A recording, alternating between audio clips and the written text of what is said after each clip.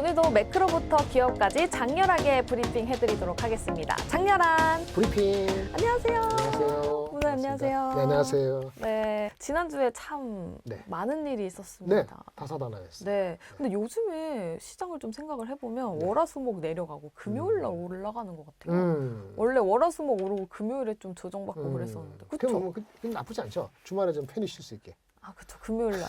근데 요즘에 올라가도 불안해요. 언제 불안해? 떨어질지 모르니까. 괜찮아요. 그렇게 많이 안 떨어질 거예요. 잘. 설날 앞두고 주식이 좀 좋아야 기분 좋게 가족들도 근데 보통은 그 구정 이전에 네. D-3인가 2인가 네. 월요일 화요일 날 차익 실현이 좀 많이 나와요. 그러니까요. 그래서 그런가 기아도 음. 지금 그렇죠. 떨어지고 있어요. 우리나라 오전 기업체가. 10시쯤인데. 맞아요. 그런 게 좀 있으니까 기술적으로는 그럴 수 있죠. 그럼 지난주에도 포인트가 고용 아니었습니까? 맞습니다. 그쵸. 예, 미국 시장. 네. 엄청난 하드 캐리였어요. 음. 원래 고용 지표가 좋게 나오면 good is bad이기 때문에 네. 주가가 내려가야 되잖아요. 네. 엄청난 고용자 수가 나왔는데 불구하고 주가 그걸 올라갔어요. 뛰어넘는 호실적. 그러니까요. 호실적의 호는 좋아놓잖아요. 네. 호실적을 보고 호호호 하면서 사람들이 찼어요. 호호호 아, 실적이 맞아요. 좋구나. 호호호. 마치 우리나라의 그 저기 손흥민하고 뭐 황희찬, 이강인 같이 김민재. 예, 이런 그 탑4가 있잖아요. 네. 그 미국에는 이제 M7, 매그니피센이 아니고 요즘은 그 M7에서 3개 빼고 테슬라, 애플, 구글 빼고 나머지 4명을 추려가지고 네. F4라 해요. 네. 그래서 F4 옛날 보고 같은데 패뷸러스요. 얘네 말이니까. 마이크로소프트는 그냥 손흥민 같이 굳건한 친구고. 그 다음에 이제는 이슈죠. 메타. 네. 뭐 이런 거였죠. 엔비디아가 원래 이강인이었는데 메타하고 아마존도 나도 끼워줘. 이강인, 황희찬 뭐 이런 식으로 들어와가지고 미국 장을 하드 캐리했습니다. 미국 네네. 고용이 좋게 나왔는데 네, 그거 설명해 금리 드릴까요? 인하랑 관련해서 좀 맞아요. 알려주세요. 금리 인하가 늦어지는 거죠. 고용 지표가 세면은 네. 35만 명이 나왔고 1월 달이 12월 달도 원래보다 한 10만 명 더 늘어나서 33만 명 나왔으니까 엄청난 숫자 나온 거예요. 그러면 사실은 금리 인하가 늦어지는 거죠. 3월 달이 아닌 거는 원래부터 생각을 했지만은 5월 달 아니야 6월 달이야 이런 식으로 미뤄지는 거거든요. 네네. 이 고용 지표에 대해서 조금 다르게 보는 사람도 있어요. 돈을 많이 버는 사람 있잖아요. 빅테크. 네. 여기 있는 사람들은 최근에도 계속 잘리고 있거든요. 아, 그쵸. 이번 달에도 1월 달에 들어왔을 때 100대 미국의 빅테크 기업 중에서 한 2만 5천 명이 잘렸다 해요. 네. 작년에 내내 팔려서 26만 명인데 벌써 한 달에 2만 5천 명, 100대 기업만, 1000대 기업은 더 많이 잘렸겠죠? 그러니까 돈 많이 받는 사람은 잘리고 뭘 받는 사람들의 서비스업이나 이런 쪽은 좀 늘어나서 전체적으로 실업률은 늘지가 않았어요. 오히려 약간 줄었죠. 네. 그리고 시간당 평균 임금이 올라간 게 좀 이상한데 임금 오른 거 보니까 시간당 평균 임금이에요. 근데 일하는 시간 자체가 줄었어요. 일하는 시간 자체가 좀 준 이유를 해석하기는 1월 달에 기상이 악화돼가지고 출근을 못한 사람이 많다 보니까 맞죠. 절대적으로 일 시간이 줄었다. 근데 이런 거가 변수가 있다고 하니까 그렇게 따지면 한 번 더 기다려봐야 되지 않나 싶어서 소스라치게 놀랄 정도로 고용 지표가 엄청 높았지만은 이것이 바로 무슨 주가를 흔들 정도는 아니고 좀 와치하는 분위기로 갔고 무엇보다 중요한 거는 국채 금리가 그래서 올랐잖아요. 네. 4.0으로. 맞아요. 그럼에도 불구하고 이게 주가가 안 움직인 거는 그러면 경제가 스트롱하다는 그 긍정적인 포인트 자체를 받아들인 것 같고 하지만은 스트롱하지만 결국은 내려간다는 측면에 한편 기대를 가지면서 실적을 본 거죠. 그래서 실적에 F4가 있었다 이렇게 말씀드릴 수 있겠습니다. 실적이 그렇게 잘 나왔습니까? 네, 잘 나왔어요. 제가 뭐 개별 주식보다도 주가를 보시면 알 수 있는데 그 메타 같은 경우는 한 10% 정도, 한 8% 그죠? 네. 거의 한 6, 7% 올랐고요. EPS 기준으로. 이 매출도 좀 한 5% 올랐는데 중요한 거는 얘네들이 메타가 뭐예요? 원래 그 뭐 메타버스 한다고 투자 많이 안 했었잖아요. 맞아요. 그러니까 투자를 많이 해서 비용이 많이 되다 보니까 그 메타버스 하는 디비전이 사업 부문가 리얼리티 랩이라는 길인데 엄청 적자 보고 있거든요. 근데 그 적자에도 불구하고 다른 쪽에 사람을 줄이면서도 줄이면서 이익이 올라갔어요. 그래서 한마디로 효율성을 높였어요. 얘네가 작년에 뭐라 그러냐면은 효율을 높이는 해다. 근데 그게 4분기 실적에 2023년이 맞아요. 그게 나왔잖아요. 오. 그러니까 사람들이 엄청 박수 친 거죠. 잘했다. 메타는 또 하나는 우리나라 비슷하게 분기 그러니까 주주 환원 정책을 좀 의미 있게 했어요. 배당금을 처음으로 주는 거예요. 그래요? 네, 아, 처음 줬어요? 처음 주는 거예요. 근데 원래 성장 회사니까 배당금을 처음 줬는데 그거는 뭐 1%도 안 돼요. 뭐 얼마 될까? 0.몇%인데 자사주 매입도 했어요. 500억 달러. 네. 그래서 실적도 좋은데 주주 환원도 하네. 그러면 자사주 매입까지 하고. 그렇죠. 그래서 그리고 가이던스도 나쁘지 않았어요. 그리고 투자도 자신감이 있으니까 투자도 늦었어요. 네. 뭐 한마디로 다 좋은 거죠. 밸류에이션은 따지고 보면 아주 만만치는 않은데 그래도 그런 호실적 주주환원 그다음에 가이던스 그다음에 캐펙스 이런 모든 면을 봤을 때는 구글이 네. AI를 잘 활용하지 못한다. 넘버화 시키지 못했다라고 구글이 약간의 폄하가 됐는데 네. 같은 광고를 하는데 AI를 광고 사업에 잘 연계시킨 것 같다라고 혹평이 아니고 호평을 받았어요. 그래서 주가가 좀 많이 오른 것 같고요. 이 메타 플랫폼에서 우리한테 그 삼성전자나 하이닉스나 우리 반도체 장비 업체들한테 의미는 GPU, 예를 들어 AI라면 GPU를 사야 되잖아요. 그렇죠. 그거는 엔비디아 사겠죠? 네. 엔비디아 사면은 우리 반도체 HBM 쓰겠죠? GPU 투자를 늘린다 그랬어요.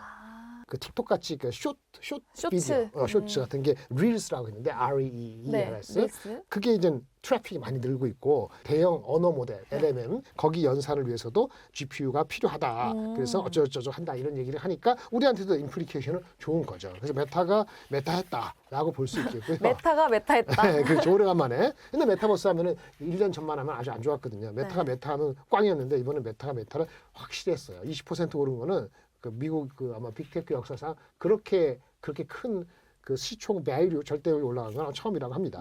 아마존은 뭐 메타만큼 아니죠. 네. 아마존은 뭐로 하세요? 배송하는 거잖아요. 그렇죠. 그러니까 돈을 잘 벌었는데 배송을 아주 여기도 나오네. 이피션시 효율적으로 하게끔 8개 전 세계 미국의 그 구역을 나눠서 하는데 그 효율적으로 해가지고 그 풀필먼트 지역을 세분화한 효과가 배송의 효율성으로 방영이 돼서 엄청나게 실적이 마진이 원래 이 조그만 회사는 이 회사는 마진이 박하거든요. 네. 배송하는데 마진 얼마 안 겠어요. 그쵸. 5% 6% 남는 회사인데 예상이 한 5, 6% 되는데 거의 8%로 돼가지고 마진 많이 올랐어요. 그럼 그만큼 경기도 좋다고 볼 수 있어요? 경기가 좋다고 100% 얘기할 수 없고 얘네가 효율성 아까 메타도 마찬가지인데 광고 효율성 얘네들은 배송의 효율성으로 해가지고 그러니까 우리나라 이게 없죠.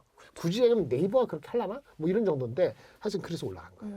근데 어쨌든 간에 이렇게 하려면 또 아마존은 클라우드도 얘기했거든요. 이게 핵심은 클라우드예요. 아마존 웹 서비스 우리 쓰시잖아요. 그게 매출 비중은 10몇 %밖에 안 되는데 영업이익이 높기 때문에 전체 영업이익은 거의 다 여기서 나오거든요. 근데 아마존 웹 서비스도 매출이 그 한 13%서 계속 올라가고 있어요. 그래서 전체적으로 한국의 업체한테 미치는 의미는 클라우드, AI 활용은 아마존과 메타는 잘하고 있다. 네. 굳이 얘기하면 지난주에 안 좋았던 건 뭡니까? 애플하고 삼성전자가 애매한 거죠. 맞아요. 옛날에 손흥민이었는데 지금 손흥민이 아니야. 누구 얘기하면 또 안 되니까. 지금 이제 애매해졌어요. 네. 예, 그래서 애플은 이제는 중국에서 또 좀 별로 그렇죠. 안 좋았다고 했죠. 중국이 한 20% 빠졌어요.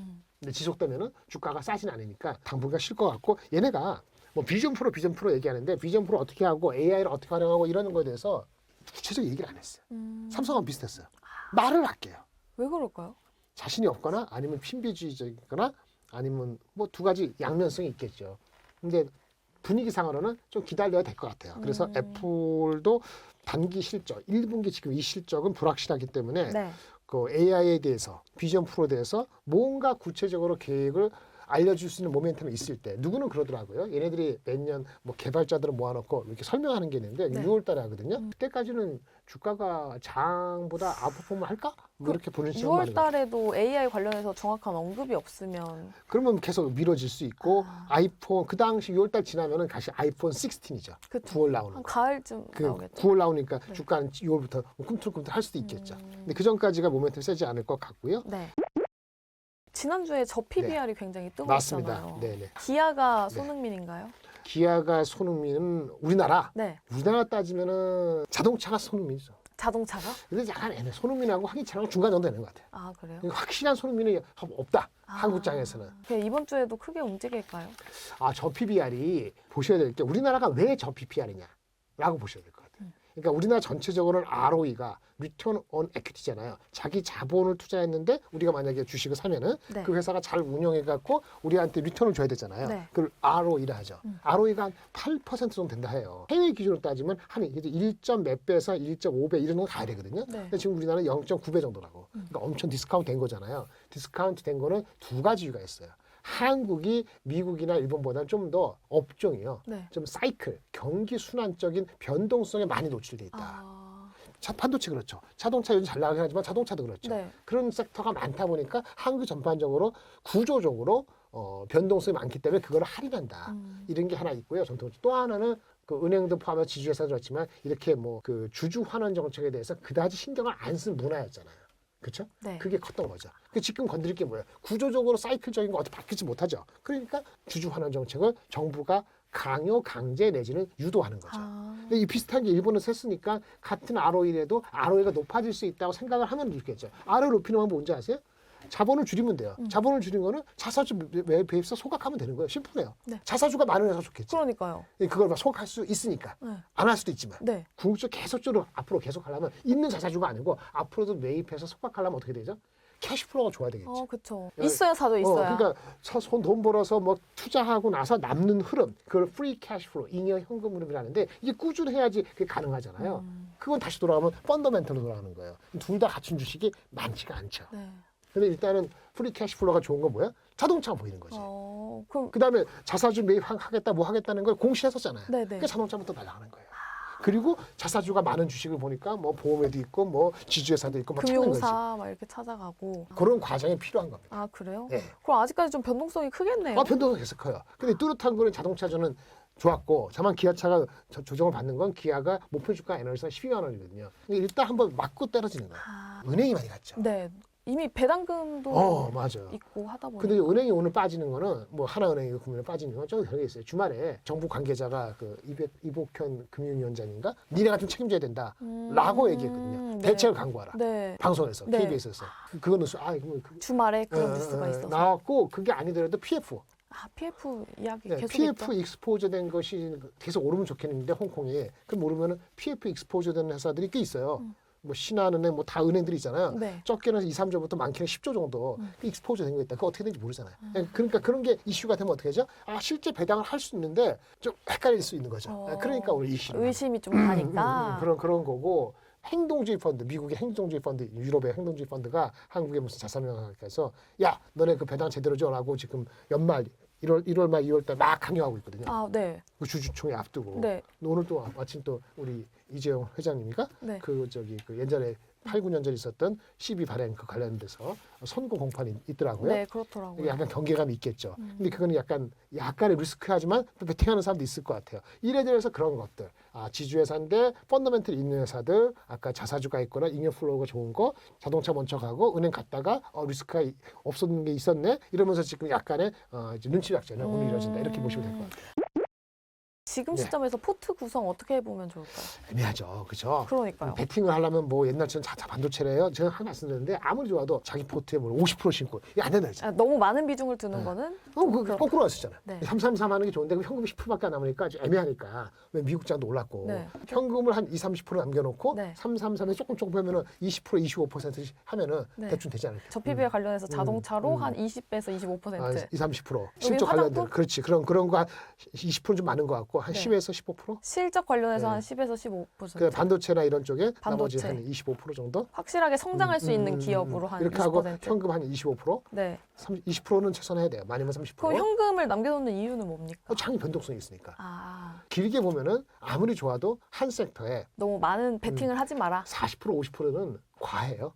물론 좋게 얘기했을 때 제가 아까 뭐라 했죠? 일본이 지속적인 그 프로그램을 이주가면서 15% 이상 올랐기 때문에 한국 장도 얼마 전에 오른 거 대비했을 때는 15%안 갔으니까 네. 가겠다는 생각 가질 수 있는데 그럼 구체적으로 정보가 나온 그쵸. 얼마나 어필되느냐가 봐야 되잖아요. 그리고 나와도 그게 계속 지속적으로 흘러가는지를 안 봐야 된다는 게 아니고 그러니까 한 번 정도는 눌림목이 있고 갈 가능성이 있다. 이렇게 이해하시면 좋을 것 같아요. 그래서 그런가 오늘 조금 빠지고 있네요. 네네네.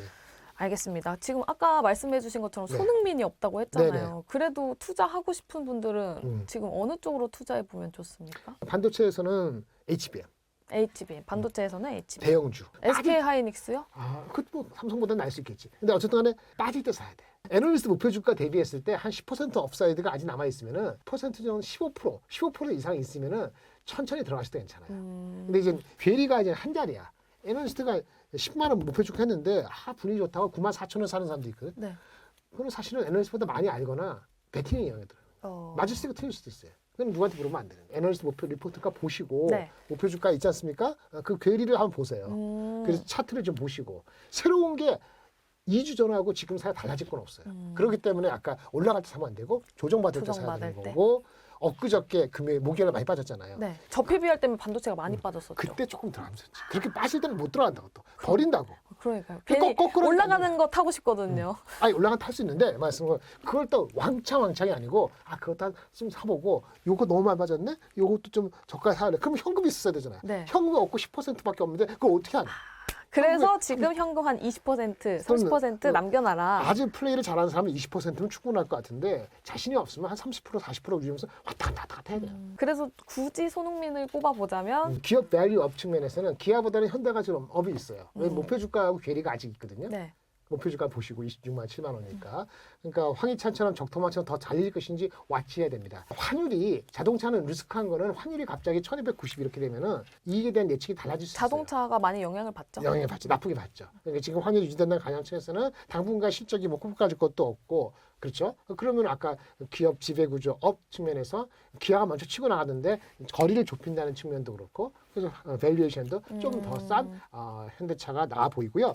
그다음에 HBM 관련되는 사실은 주식이 많은데 네. HBM 저기 뭐 한비반도체도 있고 뭐 HPSP도 있고 이것도 다 있는데요. 아주 길게 안 보면은 못 보면은 역시 대장 중에 한비반도체가 더 나아요. 단기적으로. 네네. 왜냐하면은 어차피 마이크로소프트가 메타가 어쩌고저쩌고 뭐 투자한다 그러면은 그건 엔비디아는 건데 엔비디아 연결되면 하이닉스 연결되고 하이닉스 연결되면 그건 한반도체 연결되는 거거든요. 물론 밸류에이션이 비싸게 되면 언제든지 빠질 수 있어요. 언제든지 10% 5% 빠질 수 있거든요.